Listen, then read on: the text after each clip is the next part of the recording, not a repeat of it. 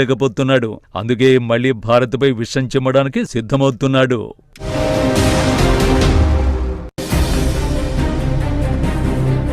Trump Nobel ఆశలకు గండిపడినట్టేనా?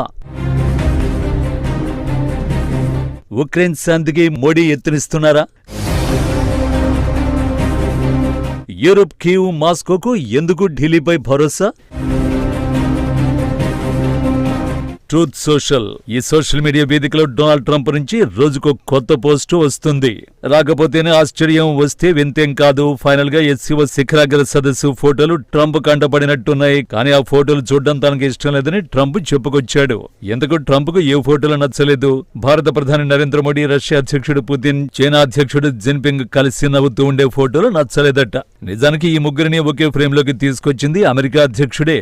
అయితే powerful లీడర్లు కలవడం ట్రంప్ జీర్ణించుకోలేకపోయాడు. ముగ్గురు నాయకులు ఉన్న ఫోటోను షేర్ చేసి ట్రూత్ సోషల్లో తన అక్కసును, కడుపు మంటను వెళ్లగక్కాడు. భారత, రష్యాలను అమెరికా కోల్పోయిందని, ఆ రెండు దేశాలు చైనా చీకటి వలయంలో చిక్కుకున్నాయని ట్రంప్ విమర్శించాడు. ముగ్గురు అగ్రదేశాధినేతలు కలిసి డొనాల్డ్ ట్రంప్ ను ఓ రకంగా రెచ్చగొట్టారు. ఒక్క ఫోటోతో ట్రంప్ ఉక్కిరిబిక్కిరయ్యేలా చేశారు. నిజానికి ఇది కేవలం ముగ్గురు నాయకులు కలిసిన ఫోటో ఏమాత్రం కాదు. ఎస్సీఓ సదస్సులో తీసుకున్న చిత్రం.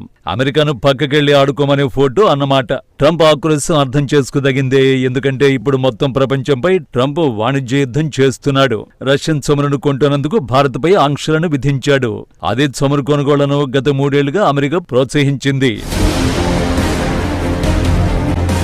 ఇప్పుడు ట్రంప్ సలహాదారులు నిత్యం భారత్కు నీతులు బోధిస్తున్నారు. కొందరు మంచివారిలా, మరికొందరు దుర్మార్గుల్లా నటిస్తున్నారు. నిజానికి అమెరికాకు భారత్ దూరమవ్వలేదు.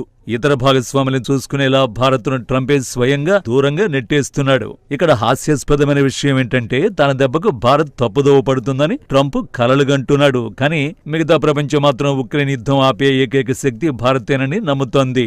గత 24 గంటల్లో ఓ విషయాన్ని భారత్ క్రిస్టల్ క్లియర్ చేసింది. ఉక్రెయిన్ యుద్ధానికి మధ్యవర్తిత్వం వహించడంపై ప్రతి ఒక్కరితోనూ భారత్ చర్చిస్తోంది. యూరోప్ దేశాలు భారత్కు కాల్ చేస్తున్నాయి. అదే సమయంలో భారత్ చెప్పే మాటలు వినేందుకు మాస్కో ఆసక్తి చూపుతోంది. భారత్ మధ్యవర్తిత్వం వహించాలని ఉక్రెయిన్ కోరుతోంది. దీన్ని బట్టి చూస్తే శాంతి చర్చలు నిర్వహించే సత్తా ఉన్న దేశంగా భారత్ ప్రత్యేక స్థానంలో నిలుస్తోంది. 2 రోజుల క్రితం యూరోపియన్ నాయకులు ప్రధాని మోడీతో ఫోన్లో మాట్లాడారు. మోడీ, యూరోపియన్ నాయకులు పలు అంశాలపై చర్చించారు. అందులో కీలకమైన అంశం ఉక్రెయిన్ యుద్ధమే. మరి ముఖ్యంగా European union chief Ursula van der లెయన్ X లో ఓ పోస్ట్